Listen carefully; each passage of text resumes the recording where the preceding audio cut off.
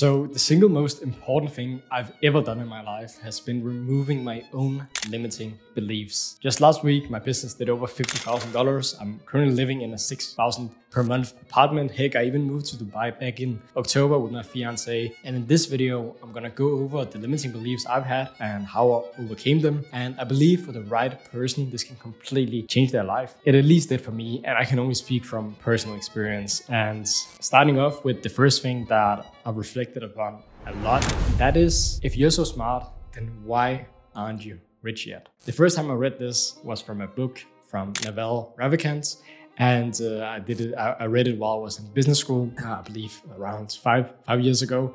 And it just hit home with me. Just began reflecting on this point, because the truth is that you probably know someone in your life where you're just constantly thinking to yourself, how is it possible they're making more money than you are? And how are they generally just having a better life than you're having? The truth is that it's not really about how smart you are or how high your IQ is. It's really about how you actually play your cards right to be able to live the life that you've always dreamt of. And because I read it in the book and then I just kind of forgot about it, was kind of in the back of my mind. The second time that I really thought about this was that we had an in-person mastermind or event for agency owners specifically and consultants. And we were just, we had an event. Next day, we were just having a more intimate dinner the day before with all the mentors and coaches at our event. There are also a few students. And we were just talking openly about why are some people succeeding, why are some people not succeeding? And I believe someone just said that, Mahsun, you're actually not that smart. And everyone was just laughing. But I mean, it's true. It's not like I'm any different to others. I just know how to leverage my time and my skills in a correct way. And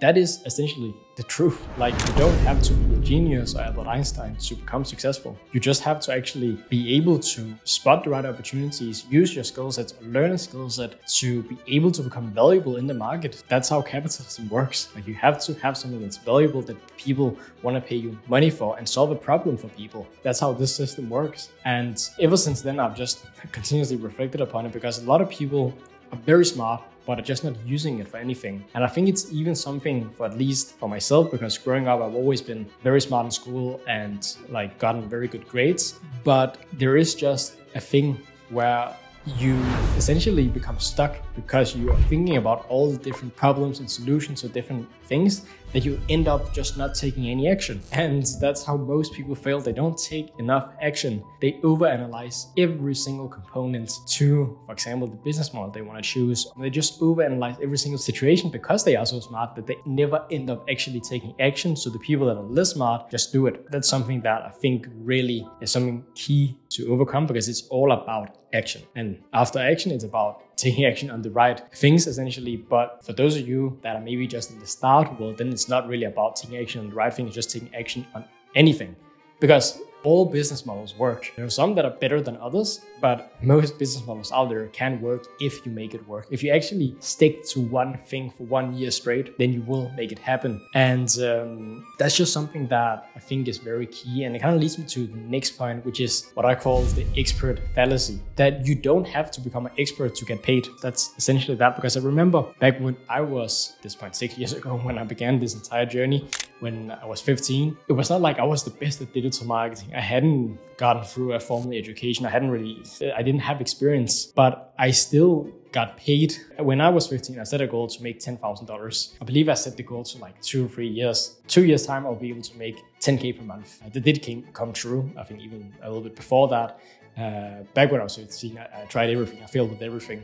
But back to the point here, which is that you don't have to be the best to get paid. What you essentially just need to be is you need to be 2 or 3 steps ahead of the person you want to help with, especially if you're doing some kind of consulting or coaching or agency work. You just have to be a few steps ahead for people to think it's valuable to pay you. Think about it in a different way. If you were to learn how to become a professional football player, you would not want to get coached by Cristiano Ronaldo. You would want to get coached by someone that's just a few steps ahead of you, the local soccer team, the coach there, because that is actually the strategies that will help you go from 0 to understanding how to play football. Imagine a scale from 0 to 10. You can't just go from 0 to Cristiano Ronaldo. That's the same thing with business, which is the expert fallacy. You don't have to be an expert to get started. You simply just have to learn a high value skill set and actually get your first couple of clients. Regardless of how you get those, get the reps in, try to work for free or maybe get paid a little bit less, and you will get there if you stick to it. I remember vividly when I signed my first real client. I believe it was for around $1,000 per month. And I was just the happiest person in the entire world at that point. There's nothing that comes close to that with my marketing agency. And that just proved to me that this entire online business space was actually real. Like, you could actually do it. And that helped me build the confidence to be able to get more clients, because that kind of leads me to the next point, which is age doesn't matter. I literally have coached people that are 40, 50, 60 years old that are getting my advice, asking me for advice with scaling their business or starting their business. And the only reason for that is because I have an undeniable stack of proof that I've actually done what I've said. And the only way to get there is by practicing. Just like a footballer would work on his craft or play football every day, same thing you have to do with business, no matter which business model you choose. So that's something that as soon as you overcome this, literally anything is possible. I'm not even kidding you how many 17-year-old, 18-year-olds that are making more than a doctor's salary that I've helped get to that point. And what it's all about is having, as I said, an undeniable stack of proof that says that you are who you say you are. So the next thing here to actually be able to do anything with life really, or do anything with business more specifically, is to understand that money is good. It's not a bad thing. I've personally been brought up in a household where it's been kind of a twisted story about if money is good or not.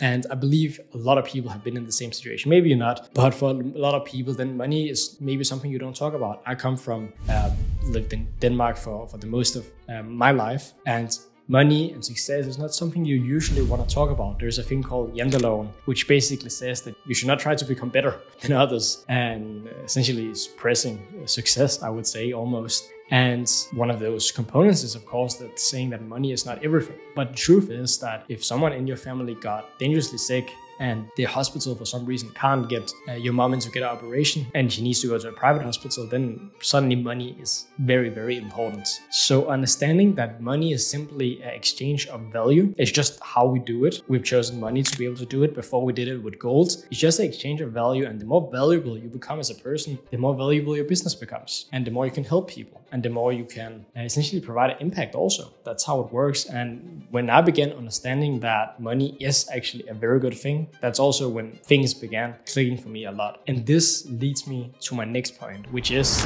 nobody is coming to save you. You have full autonomy of your life. And the first point at which I realized this was when I, as a 17-year-old, were able to make my first $15,000 in a single month. I was like, hey, is this even real? Like, how is this actually possible? Was this just a one-time thing? Or am I able to constantly do this? And the only reason why I was able to do that was because I just completely blocked out what other people thought of what I was doing, running my business, and I just focused on the actions, because you have full control of inputs. You don't have 100% control of your outputs, but if you put in enough inputs, then you will get the outcome at some point. Maybe not as fast as you want it. Maybe you will be surprised. If you put in the right amount of inputs, it will be faster than you thought. But what I'm trying to say here is all you can control is the input you're putting into it. And that's why realizing that you have full autonomy, that you can decide to make whatever decision you want to make. I mean, I know this sounds crazy, but most people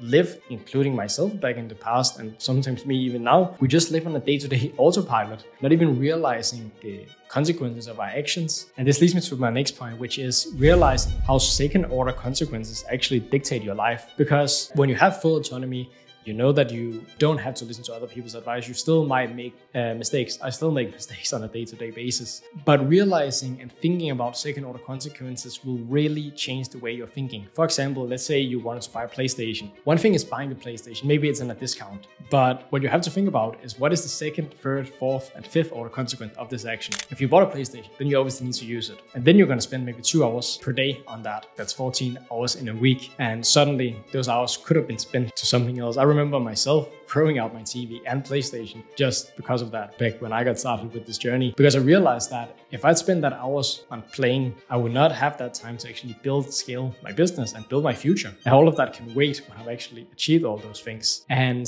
there's just something very important. You have to remember to live in the now, but it shouldn't be at the cost of your future. So that's something I realized pretty early on in my journey. And at the end of the day, you also have to understand that getting to, let's say, 5, 10K, 15K, you heck even 75, 100K per month. At the end of the day, nothing will beat the joy of getting to your first client or first 10K per month goal. And you have to stick with it long term, because all these materialistic things, etc., that's one thing. But the second thing is actually enjoying the process. Because if you're not enjoying the process, then what is it all worth for? So make sure to enjoy the journey. Make sure to do it with people that you care about, that you're playing long-term games with long-term people, and try to enjoy the journey as much as possible. So with that being said, that's some of the limiting beliefs I've personally had.